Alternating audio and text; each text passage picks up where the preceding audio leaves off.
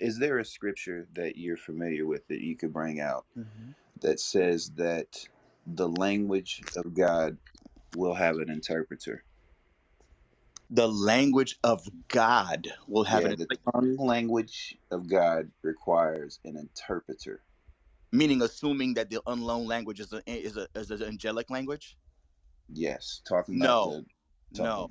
it does not That's mention that's anything a about. valid Yeah, that right there. That it, as I'm listening, and that's why I asked that question. it's a good question.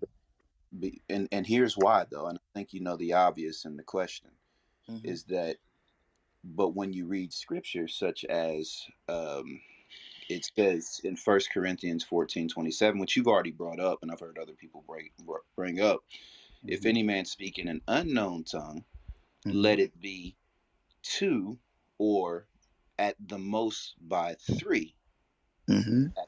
by curse, and let one interpret it, of course, interpret it. So that right there is not talking about the language of the angels. Hmm. That's not referring to that. And then another scripture, because I heard what the brother just said. Unfortunately, I'm hearing just a slight misunderstanding in what's being said. From what I've heard so far, it's really not complicated. Um, then when you go to First Corinthians 14:4, it says, "He that speaketh in an unknown tongue edifieth himself," which this was brought out too. Listen to what the text is saying. Hmm. Edifies himself, Hmm. but he that was it say proceedeth, Prophesied, edifies the church. prophesied, there you go, prophesies, edifies Hmm. the church. Do you hear the difference there? He that Hmm. prophesieth edifieth the church. Hmm. Notice how it distinguished between him speaking in an unknown tongue edifieth himself, but he that prophesieth edifieth the church. What's that saying right there? This is clearly laying out that when something is spoke, then, and if you're speaking it over the church, there has to be an interpretation, and for it to be edified, for the church to receive. Either that person is speaking in a language that the church can get, or going back to the scripture that was read before this, there's two or three confirming what's being said. So, but it's unique because when you go to the language of God, this tongue language of the angels, that none of this occurs. You don't hear it's, in fact, the scripture says no man knoweth, not even the one. It doesn't even give an exemption and say but the one who's speaking it knows it. So I see it misrepresented because this is what comes to me, because I see people speaking in what they call this angel language or this tongue language of the angel, but no one can understand it, but they're speaking this over people. Hey Stan, what scripture says speak that over people? Do you know of one?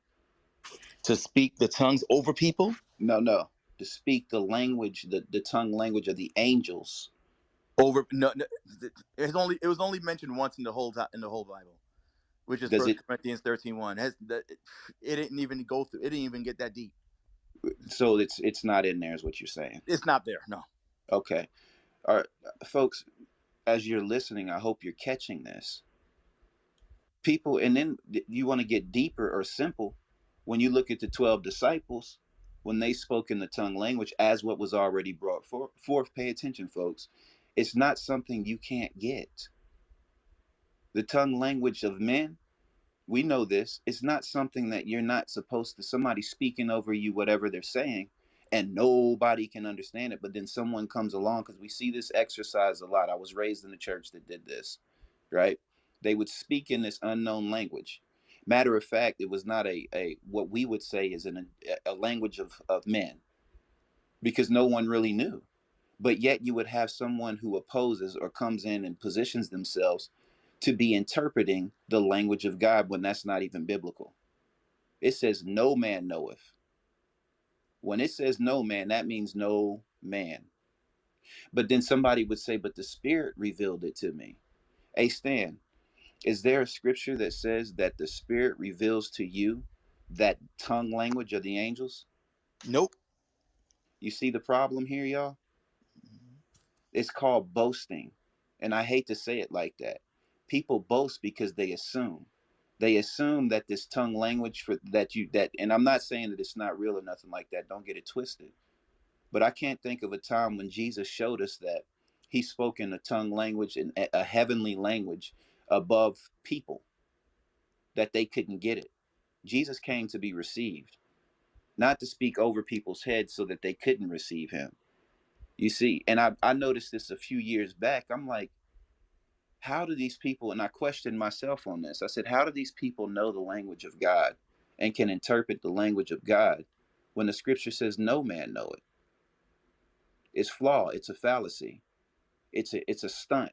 It's an act. And again, I hate to say this like that, but it's a boast in its own way when people do this and claim they understand the language that they don't understand coming out of their mouth when it comes to the tongue language of the angels. That's not how this works.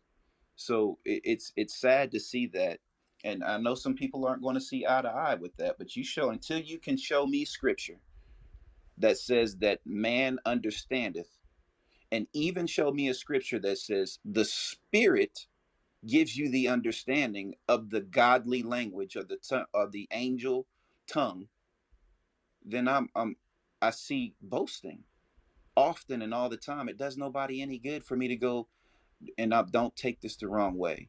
If I go over you, that's not for you. That's for you, the person, and God speaking to the person. And he may not get the understanding. That's why that right there says it's a mystery. He speaks this in mystery. That doesn't conclude that the understanding that we get. And I listened to Bishop break it down, and he ad libbed some things in there and said this means that you have this type of understanding with this. And I'm listening. I'm like, no. Here's the greatest understanding, especially when it comes to God, that I'm learning, is that I understand that I don't understand God, but I do understand that I can receive what He has for me to receive.